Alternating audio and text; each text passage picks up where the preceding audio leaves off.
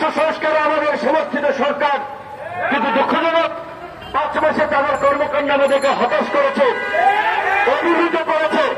কিছুদিন আগে দেখলাম শতাধিক পণ্য ব্যাট এবং শুল্ক আরোপ করেছে নতুন করে। এমনকি রেস্টুরেন্টে খেতে যাবেন সেখানেও 15% ব্যাট বাড়িয়ে দিয়েছে।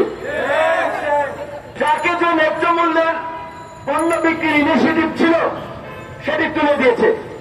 বাণিজ্য মন্ত্রী জমিদারের মতো কথা বলছেন যে এই রাতারাতি চালের দাম কমানোর আমার কাছে কোনো ম্যাজিক নাই। ম্যাজিক তো থাকতে হবে। আপনি দায়িত্বে বসেছেন, জনগণের চাহিদা বুঝতে হবে, জনগণের কথা শুনতে হবে। 5.5 থেকে 5 কোটি খেটে খাওয়া মানুষ, চালের দাম, তেলের দাম, জিনিসপত্রের দাম বাড়লে তাদের জীবন জীবিকায় প্রভাব পড়ে।